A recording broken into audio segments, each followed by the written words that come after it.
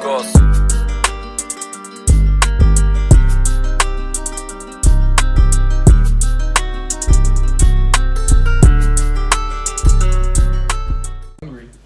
Hey, tell me about it, bro.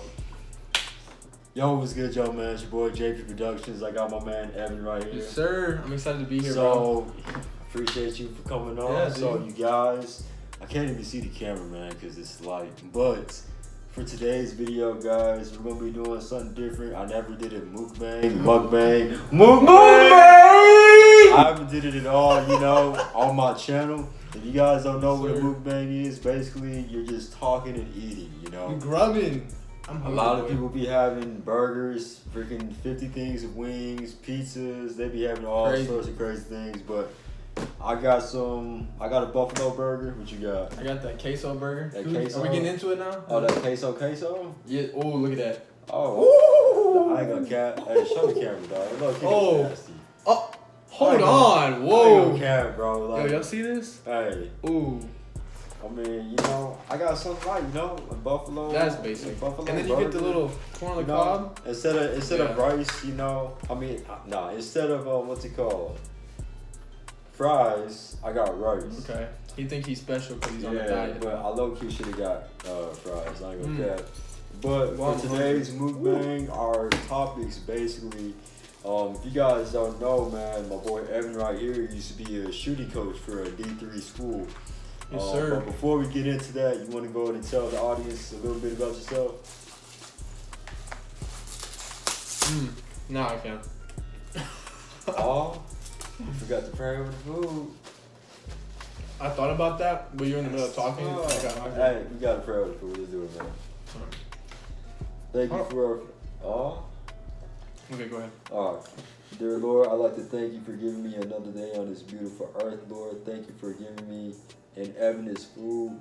Bless the hands that prepared it. In Jesus' name, amen. Amen. All right, so now... But yeah, thank you. Go So ahead, sorry. continue. I know, as a Continue. pastor, it's Continue. horrible of me, right? Man, dog. The hunger pains. My flesh was so weak. All right, let's do it. But yeah. So as far as like, obviously I won't tell you my whole life story because that would take forever. But as far as basketball, I grew up just hooping at the park. Really, not really in my childhood, but about the time that we met, actually, 9th grade, 8th grade or so. That's when I started like actually taking it like serious and getting interested in it, and like watching games and stuff like that. Yeah. And then because I started so late, I didn't make any of the high school teams, but I did play in like rec leagues or like AAU teams and stuff like that. And then kind of like what you alluded to was that I was actually a shooting coach for a D3 school in our area over here, a few hours away from us. And that was super humbling, but super exciting, just to be a part of something like that. I mean, because at the time that was like my dream job. Like that was like my everything was basketball, and then obviously shooting, because if you know me, Yeah. sniper gang, you know what I'm saying? Strap, you know what I'm saying? But yeah, man. That's what's up. Let me just rise real quick, But it's crazy. So my man's played. He had AAU, Of course, we had, the YMCA, but my man Evan actually got a gig to become a shooting coach for a D3 school. Now, some of you guys, I ain't gonna cap, some of you guys may be like, oh, that's D3, but bro, this is college basketball, bro. Even like D1, D2, D3, Crazy. or it could be just a random hooper. These guys are hoopers. There are levels to this, and we're gonna get into that, a little bit later on. But how did, I guess you could say, an average hooper like yourself get that shooting gig, and what school did you go to? How did that process occur? So I actually wanted to play college ball, and I was training for it this summer after my graduation. So I graduated high school, and like that summer I was training like every day with the trainer, Coach Garza. Oh yeah. We were training. Hey, shout out to Coach. Yeah, I don't know if you're watching this. He'll probably never see this, but shout out to Garza. Right school. Oh yeah. But yeah, we were training every day, man, and then I just had I broke and dislocated my pinky, and then I also nearly fractured my ankle in the same summer, like back to back. So like my summer was like shot. Like I couldn't work out anymore. I couldn't train. I was out of shape. I was just like boom. I was horrible. Like I couldn't hoop at all. You know, like the skill was there, but the physical attributes gone, man. Gotcha. And so going to college, you know, I wanted to hoop, and so I talked to the coaches. I went there for like a visitation day and talked to them about like being a walk-on, because like there's so many people like that are in the NBA now that started as walk-ons. So I was like, bro, like walk-on, there's nothing to hate on walk-ons. Pass, man. Yeah, like a lot no of hate guys, on walk-ons. Yeah, a lot of you guys. I've been seeing the DMs too. You guys are like, man, like due to COVID, I can't play my senior year or my junior year. I mean, a lot could change within 1 year, you know, but a lot of you guys want to take that route after high school. You go straight to college, but some of you guys may not be able to, you know, get that scholarship in high school. You probably won't be able to play on varsity. So that's why we all have our, you know, we all have different paths. Yeah. You gotta remember that. But yeah, yeah. So I wanted to be a walk-on, but then even then I was like, man, I still can't make up for all this lost time. Like my summer was completely like I was just in cast and on crutches. Like there was no way. I did that. So, and you know, like my heart and my passion, like as far as basketball has always been shooting, learning about shooting, watching shooters, like that's just like my thing. And so I was like, well, maybe I could just help out with shooting, because like instead of being a shooter on the team, I could just teach everybody else how to shoot, and then the team would essentially be a better shooting team, even though I'm not on the team. Yeah. And so I talked to the coach about like, you know, assistant coaching positions or just like trainer positions or general manager, you know, just like somehow being still involved. Mm-hmm.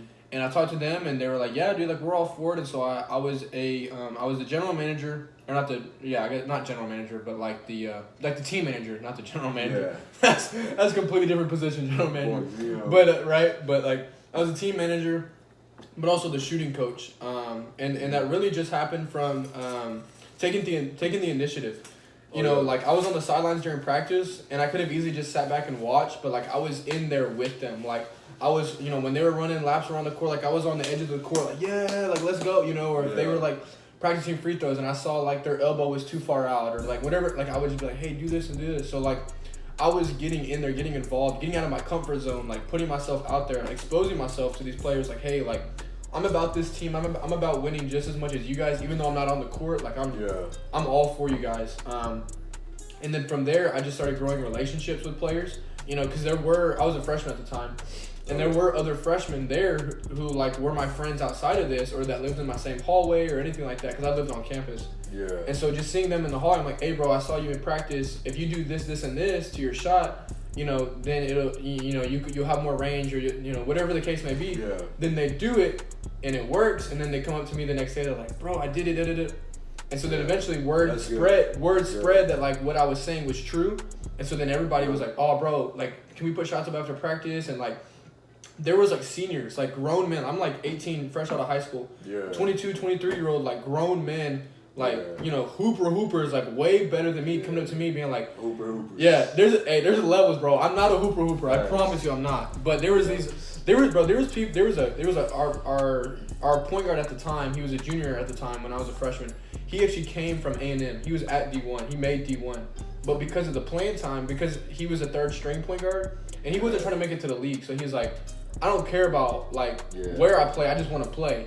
So really, he was a D1 guard playing D3. So he was he led the league in like points and led our team in points. Obviously, he was like cooking everybody.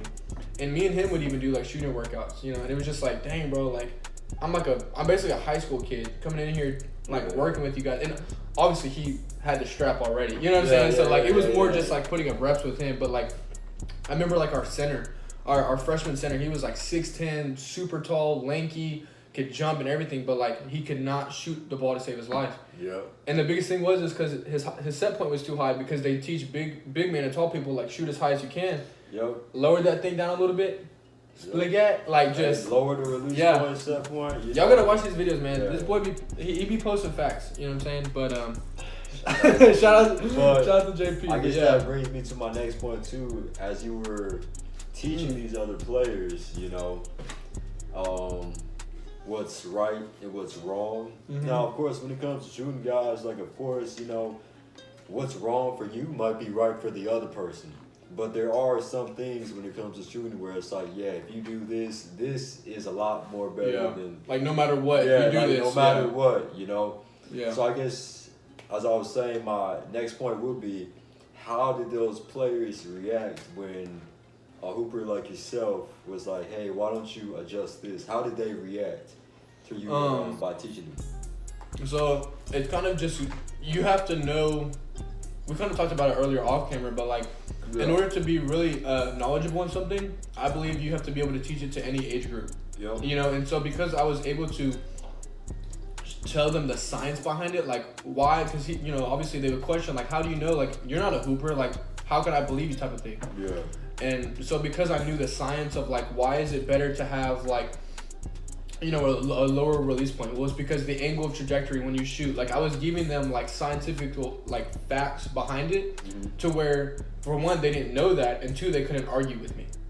Right, talking about like dipping the ball, like because a lot of players are taught not to dip, and I was like, well, if shooting is all about momentum and angles, how do we build more momentum?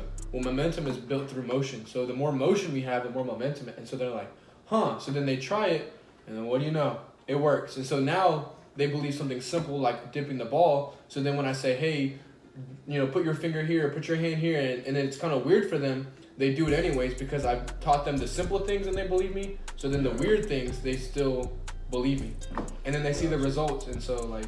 Gotcha. And I guess, you know, you can make minor tweaks to your jumper, but how long did it take you yourself to develop your jumper? Man. I mean, I think. It's a good question. So I think, I mean, you know, we've been studying shooting for 4, 5, 6, 7 years, bro. I mean, ever since I've really known you, we've always been shooters. Yeah. But I think, like, when I finally figured out how to shoot, and then, because like it was a long journey to find out even how to shoot, and then once you find out how to shoot, then training the proper way. You know what I'm saying? Like the process to find out the proper way took years. But then when I found out how, and then I did it, it was actually very quick. Because like you said, it's just a few tweaks.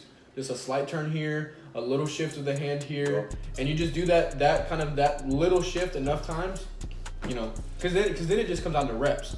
So you can change your shot dramatically in a month, if you put in the reps, you know. But if you're just casual about it, What do you think? If you put in the reps, too many if you guys train are properly, not working put in the out. reps. You guys may work out like 2 times a month. You ain't going nowhere, Chief. Like you gotta put in consistent work. So, but that's really crazy. So as far as we talked about, you know, teaching himself. How is the lifestyle as a D3 athlete? It could be from the workouts or just the lifestyle in general. So I essentially was an athlete, quote unquote, because I was on their same schedule. When they practiced, I was there. When they woke up for morning workouts, I was there. When they had to go to... What time? So, thankfully, the team practices were in the afternoon because we were in college, so we have class, right? So thankfully that was like, whew, you know. But for as far as like private training or whatever, I think it was like 6 a.m. I want to say is when they opened it for them. You know, and the coaches were kind of like, you guys are at this point, you guys are good basketball players, and so we expect you guys to be putting in work outside of practice. And that's the thing, is like if you're not working outside of team practices, then don't expect to go anywhere. Like seriously, if that's the only time you shoot the ball is in practice, you're not playing anywhere.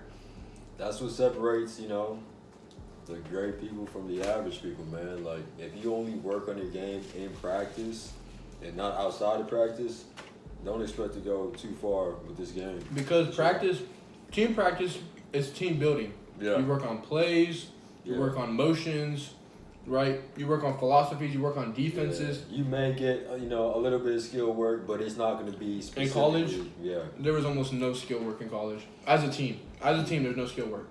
But they'd have open runs every afternoon, just for the team though, just for the team. Open runs every afternoon, you know, and then like I said, the morning workouts, and then like I would do shooting, you know, sessions with players before and after practice. So like all of the actual individual skill work was all on your own time. You know, but the team, like we would have practice for like 3 hours. Like it would be from like 3 to like 6, like 3 hours straight, like no, like just going hard. But all we would do is like an hour of like conditioning. Okay, yeah, go ahead. Like it was like hours of conditioning, and then it would be like an hour of like offense of plays, and then another hour of like defensive plays. then like that was practice, and then you go and we would go all eat as a team at the cafeteria, and then we'd all go home and do homework or whatever we got to do that day. But yeah, all individual work was because then after we would eat like, hey yo, Coach Evan, like you want to go tomorrow morning such and such, like all that stuff was all outside of practice. During practice it was all team oriented, all encouraging, all like trying to be better together. But as far as you personally, like being a better player, like you gotta work on your own. You gotta go to the gym on your own. You gotta shoot on your own. This is all on you, type of thing. So that's what's up. I highly doubt it, but I'm gonna ask you. Of course, you guys have your own little practice facility. You know. Mm-hmm. Yeah. Was there ever a time where a player wanted to get shots up, but the gym was closed? Did you guys, by any chance, go to an outdoor park, or did you ever put in that position? So, the players, we basically had kind of like free reign of that. Like if they wanted to put in work, they just had to tell coach, and we could go to the gym. Like it wasn't like there were other parks, but the other parks were always like there was always people running games. So like you couldn't really go somewhere like to put in work per se. So if you wanted to put in that work, you would just have to tell coach, and they would come unlock the gym and whatever it may be and stuff like that. So it's not open just 24/7. No, yeah, and that's what I'm saying. Like that's why you have to be intentional. You have to be like, hey, coach, ahead of time, not like not last second. Like, oh, yo, I need to put in some stuff. Like, hey, tomorrow morning, can I, with Coach Evan, can we do da-da-da-da-da? Because they're not gonna open up the gym for no reason. So you have to make like a time set, like commitment, saying to your word, coach, I'm gonna be here at 6 a.m. tomorrow. If you miss that, you're not there at 6 a.m., and you made your coach wake up at 6 a.m. to come unlock the gym, and you're not there, you think he's going to unlock the gym again? And then now... Say GG. Yeah, and then, but then players blame their coaches for not letting them work out, but then you're the one that missed the workout. Yeah. You know what I'm saying? Like, you can't be mad at coach because you missed the 6 a.m., so we're not going to open it again. That's tough. Did you ever witness any players miss practices or fool around? Did the coach ever punish them for that? So as far as missing practices, people definitely missed because we're in college. Yeah. So you had a test or just a crazy homework assignment, or you're sick. Like I saw stuff like that. I even missed a practice because I was sick one time. But as far as like intentionally like oversleeping or just like didn't want to go, like that was never an issue. Like all these guys like were in love with basketball. That's good. Yeah. Good. Let's see, what do you think will be? I'll save that question. We'll go on and talk about the levels of basketball, because some of you guys just do not understand, guys. You can see anybody. You can see me just posting a 5-second clip of me making a jump shot. You can see somebody else. Oh, how come you're not in the NBA? There are levels to this game. Like, I even made a video about this too, like, because you guys know Cash Nasty. He has, you got the hoop, you got the hooper, then you got the hooper. Then what was the next one? The hoopist. You got the hoopist. There's pretty much levels to this game. So, what would you rate yourself?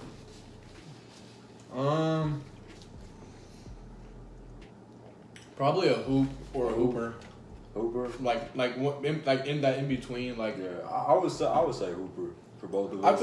I feel like some days I'm just like cooking it, and then other days I'm just like because like if you want to be like at that top level, you really got to practice. Mm-hmm. And like knowing both of our lifestyles, like I love the game, I can. And I may go to the court every day, but I'm not putting up, those reps where it's like, okay, I'm training to go like to the league. You know what I'm saying? So definitely like there are levels to this game. You want to touch on that? So the biggest thing that I didn't really know. I mean, obviously I knew it was a thing, but I didn't know for sure. But at least at the college that I was at specifically, they personally wouldn't pick you up on their team if you weren't strong. Like you had to just physically be like an athlete. Like you could have all the skill in the world, but if you're not just like built for it, they don't want you. Like seriously, they literally told me like because when I asked them about, I'm not big. I'm not a big guard like that, Big guard. Yeah, big guard, right? I'm not like that. So they literally told me when I talked to them, like this is like when I was in high school, like over the summer and stuff, like before I was even going there. They're like, yeah, you got to get stronger. Like just straight up, like we're not, like we won't even pick you up. We don't care. Like you're not strong. Like you're not big enough. Yeah. And like and I didn't call hard truth. No, it is. It's fact. Yeah. There was dudes who were like, I'm 6'2" right now. And there was dudes who were probably... Man, say it right now. Well, because back in I was like 6 foot then. Yeah, okay. So I was about 6 foot then. 6 foot, 6'1", I'm like 6'2" now. So anyways, but there was guards who were like 5'8", 5'9", maybe, like easy, 2-hand slamming it. Yep. Easy. And at that time I'm 6 foot and I'm barely touching rim, let alone slamming it. That goes levels. Levels. They're like the bench players, D3, windmills. Yeah. Like these guys are athletes. Yeah. Like yes, they're basketball players and they can shoot and dribble, but like these dudes are just athletes. Like they can run, they can jump, they have stamina, they're strong, like they're just an athlete. Like regardless of the sport, like they're just athletic. And so I would say, dude, that's I think is what separates people. You know, because you can see people like Professor. I think he's a great basketball player. He's not competing with those D3 players. He's way more skilled than them. Yeah. Dude, there was freshmen who were 6'6", 240. Like yes, you're more skilled, but like just he's gonna dunk it on. Like you can't, you know what I'm saying? Like, and that's why they want that, because even if you're more skilled, like just being like stronger and taller and faster, like you're just gonna dominate. Like you're, you know. Yeah.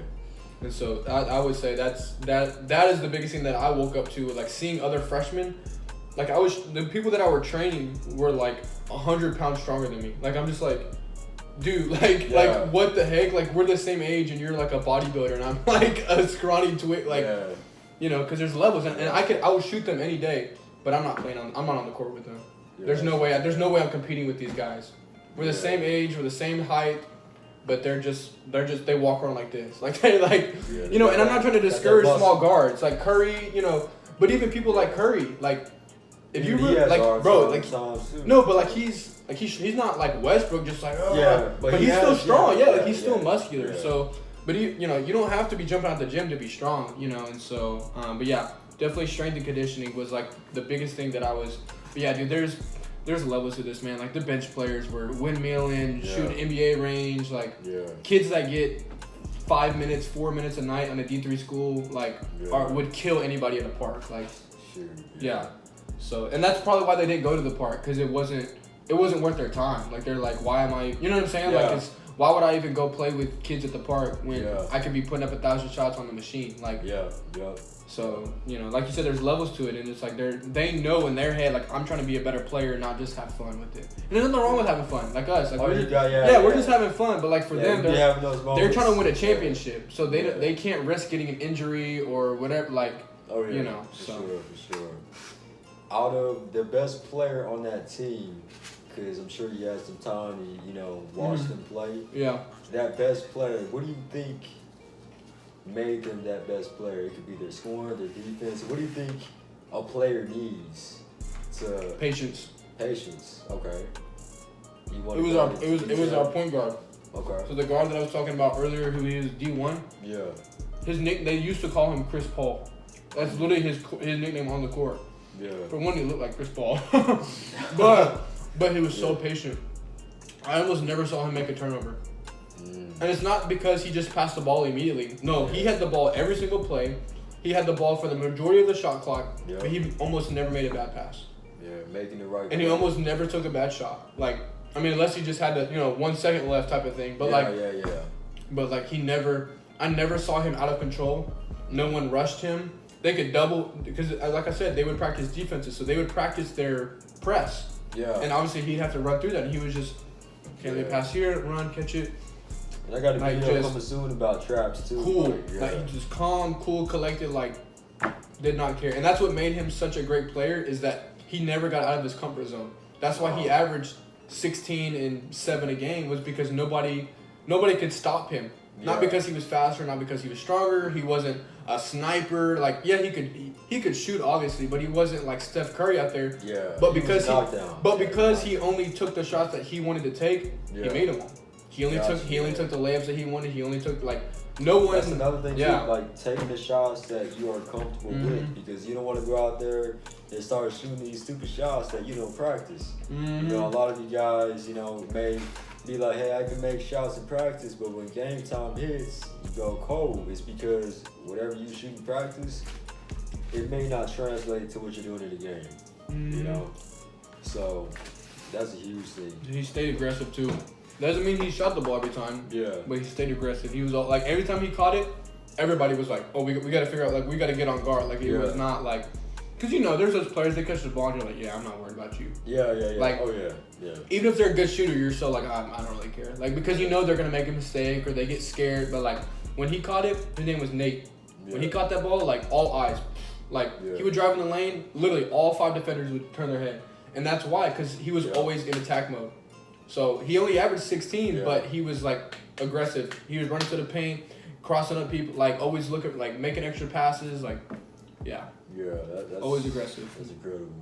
Mm-hmm. I know you said patience, but as far as what do you think is going into today's game? I know shooting is very important. Yeah. No matter the position, right? Yeah. Because pretty much today's game, it's positionless. You know, you got centers out here shooting half-court shots, or not yet at least, but. You get what I mean. You got centers out here shooting deep threes and all that. Mm-hmm. But what do you think is the most important skill to have now? I would say ball handling. Ball handling? Because there was better shooters on that team. Okay. There was better athletes on that team. Yeah. But the reason, like I mentioned earlier, the patience, he was patient because he knew he could handle the ball. Yeah. He could get trapped and he wasn't scared because he knew that thing was on a string. Yeah. So, yes, I think shooting is extremely important. But like I said, there was... Like our starting power forward was like our stretch four. He was like our best shooter. He was like 6'10". I mean, you couldn't block him. Like he just right. And then our starting shooting guard was like actually about your size, and he was just pulling from like the volleyball line in college, which is really like the NBA line essentially back then, or back that far back. I say back then like it's like old. It was just a few years ago, but yeah, there was better shooters. People were windmilling. He wasn't dunking. He was like a 6 foot 5'11" guard. He's not dunking. He's not shooting from NBA range. He's not doing none of that. But because he could move with the ball, that's what allowed him to be aggressive. Because he could score from anywhere on the court because he could dribble to any spot he wanted to. He wasn't just a spot up shooter where he had to stay in this spot, or he wasn't just a slasher who had to catch it off a pass. Like he could do whatever he wanted because he could have the ball and go any lane. You know. Gotcha. So because like if you could have that ball on a string, like. Mm-hmm. Me, myself, my crunch. But it's like, if you could dribble that ball without even like focusing on where the ball is, you are unstoppable because you could do anything, you know. You don't have to worry about it because there's so many things to worry about on the court. And so if you have this, and then you got to focus on where the ball is, it's like... It's overload. And, like, you don't even have to be shifty. Like, he wasn't... Like, yeah, he crossed dudes, but, like... I always think of, like, LeBron. LeBron doesn't get any ankle breakers. But you see he never gets the ball stolen. In my opinion. I mean, I don't say never, but obviously he gets ripped. But, like, it's very rare for someone to, like, just pick LeBron's pocket like that. Yeah. Right? But he's not like Kyrie. He's not doing 15 moves on somebody. Yeah. But he's smart with it. Tony Parker's another guy. Now, I've never seen Tony Parker get a single ankle breaker in my entire life. But I've seen maybe like a few. Maybe, but not like that. Not like Kyrie, not like these dudes. But he almost never lost the ball. Yeah. And so there's you don't have to be the crazy Jamal. You don't have to have all the moves. Yeah, that's But true. if you know how to position the ball and position your body well. Yeah. That's what made him a great guard. He did it. He was never, like I said, he was never rushed, and so he could call plays. He could get trapped. He could just let me outlet over here. It was just he was chilling the whole game. Like never got frustrated. That's another thing. Emotions. He was cool the whole game. If he got fouled, he was just like, all right, next play. Yeah. You know, if he airballed, like, all right, next play. Like he just he was chilled the whole game. He was just obviously. Like, you know, being the best player of the team, you know, like you're gonna get excited when you hit a game winner, or you know, you win the championship, or you know, because they were a great team. But like as far as in game, in the moment, you know, when the pressure's on you, he was just just killer. Like just I'm gonna do my thing. I don't care who's on me. Like you know. So same with his finishing, but that's a different. Topic. But patience, man, and that I wouldn't even say ball handling because that sounds like moves, but more like ball security. You know, because like I said, LeBron's not doing 7 different combos, but he's not getting ripped. Yeah, he's doing a good job. So Kawhi Leonard, he don't really get ripped a whole lot. Yeah. And he dribbles maybe 3 times and then he'll shoot or pat you know. So you don't have to do a lot with it, but you just have to be smart with it. And so. Yeah, I like that. Last question. What was your? How long were you a shooting coach at was it TOU, right? TOU, Texas Lutheran University. I was there for 3 months, 4 months, and that's a whole nother story. And that dropping out of college and like that's a whole different thing, you know. Yeah, stay tuned. No, for real. Yeah, I'll probably post something about that. But yeah. All right. So out of that, we'll say 3 to 4 months. Yeah. Right? What was the most funniest moment you had with your team? Oh man. Man, that's tough to really put one. I think just the first one that comes to my head was when so in the college season, because the basketball season doesn't start immediately with the school year. Basketball starts in like October or something like that, you know. And so for a certain amount of time, you're not allowed to actually practice as a team because the season hasn't started yet. So what they would do for like the first whole entire month is we would just go to the weight room every single day. Okay. We wouldn't touch a ball. We wouldn't shoot free throws. You couldn't run any plays. Like it was like against NCAA rules to like actually practice. Now after our official workout time, you could do a scrimmage, right? Because you're not doing plays, you're not working. You know what I'm saying? Like so that doesn't count. So they would do scrimmages. And they would just do a scrimmage for like 2 hours, you know, after practice. Yeah. But like the coaches would have to go to their office, like they couldn't be on the floor, you know, because then they can like make plays up, you know. So like they were told them like, hey, go scrimmage, and then you know we have to stay in here, but you guys, you know, your practice today is scrimmaging. So but anyways, for that first month they were just in the weight room all the time. And, you know, me being the smallest, you know, new freshman kid, you know, they would always pick on me and stuff. But it was ironic because the kids who were picking on me were freshmen. I'm like, bro, like, you live down the hall, like, shut up. You know what I'm saying? Like, you can't tell me that. But it's just one of those, like, the rookie hazings, like, that was that type of stuff. But yeah, I remember one time we were in the weight room and they wanted me to like, lift, you know, some of the squat bar because, you know, there's seniors there who are, like, 23 years old and they're squatting, like, 400 and, man, they would make me do stuff. They'd be like, Coach Evan, hey, come over here and pick up this dumbbell. And I'm just like, and it's like 120 and I'm just like falling over and like I'm on the squat rack and I'm just like collapsing and like it's just like they're just like torturing me. But it was all love and it was all fun and or like seeing the seniors, you know, because like it's D3, so they're not trying to go to, or I shouldn't say they're not trying to, but like most of them aren't going to the NBA and most of them don't want to go to the NBA. They just want to have fun. They want to play basketball at a high level, be competitive, but at the end of the day, like they're gonna go live a normal life, you know. And so at the end, with that being said, like it was all fun for them. Like yes, they were intentional and they were working out hard and like none of them slacked, but like it was always fun, you know. And so especially the seniors because it was like their last season, and so like, you know, just some of their make the most of. Yeah, exactly, like that type of stuff, or like being in workouts and just joking around in workouts, or just like, you know, because like I said, like there was a lot of freshmen, and so like a lot of the seniors would like pick on the freshmen, or you know, just stuff like that, or you know, like kids getting like dunked on, you know, because like because I had never been around a group of players that was so athletic. Like I'd seen people dunk, but it was never like, it was always like rim grazers, or you know, because we were in high school, like people really aren't doing that, but like, man, in college, like it was so fun, bro. Like, so like their offense at the time was kind of reminds me of like Chino Hills. Like it was just like 7 seconds, pick and roll. If you don't have it, shoot a deep three. Like it was just like shoot. It was like the Rockets too. Like just shoot as fast as you can. Like we just want to play. Like that was our tempo. Right. And they literally had a drill where you had to score. You had to go from one end of the court to the other. So they would have a big man on the out of bounds. They have their point guard and they have 2 defenders. You had to pass the ball in and then run down, set a pick and roll and not score, but just at least shoot the ball in 5 seconds. Like first of all, like you hear the 7-second offense. This was a 5-second offense. Pass it, run full speed, set a screen, either kick it or pull up. Like that was like they would literally run this back and forth like for hours straight. Just. And everybody, like, and that's the thing, like, everybody, like, yes, there was, like, the shooters and this and that, but, like, everybody had to be able to handle. Like, even the big man, like, they had to, like, do pick and rolls with, like, other bigs. Like, like, everybody, like, it's like you said earlier, like, positionless. Like, everybody had to dribble, everybody had to be able to shoot, everybody had to be able to pass, like. That's everybody. And so, because of that, because of how fast and how, like, the pace of it, like, there was a lot of alley-oops. You know, because, like, people are getting tired. They're not playing defense intensely. And so, like, people are just getting, like, yammed on. Like, they're just, like, pick and roll, lob it up, and just, just, boom, windmill on people. Like, and you know, people just clowning around like, oh dang, bro, you know, like, or like the freshman people trying to do like dunks and getting rim stuff after practice, like just stuff like that. Or like my favorite part would probably be like in the locker room, you know, because it's I mean like I said.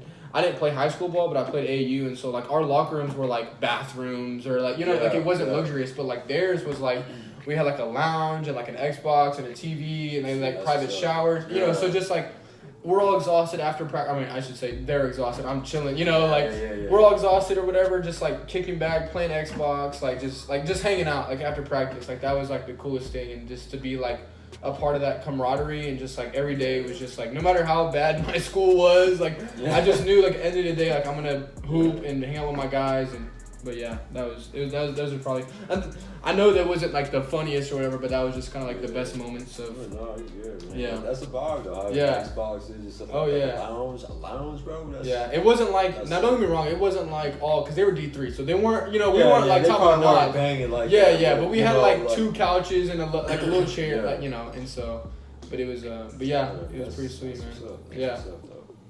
But hey, I appreciate you for, you know, sliding through. Of course. I mean, you know, he's my roommate. Yeah, I was about to say, I didn't really slide nowhere. I just kind of walked in. Time, you know, he took his time, you know, to come on to the channel. I appreciate you. Yeah, bro, for sure. Yes, sir. That's going to wrap up the video, man. Be sure to hit that like button, comment down below, subscribe if you are new. Be sure to share with anybody you know, man. Like, if I'm not your favorite YouTuber, man, I will be soon. He's your favorite YouTuber's favorite YouTuber. Shout out to all the other basketball channels out there. I'm coming for you with all respect. I love each and every one of you guys, man. Have a good one.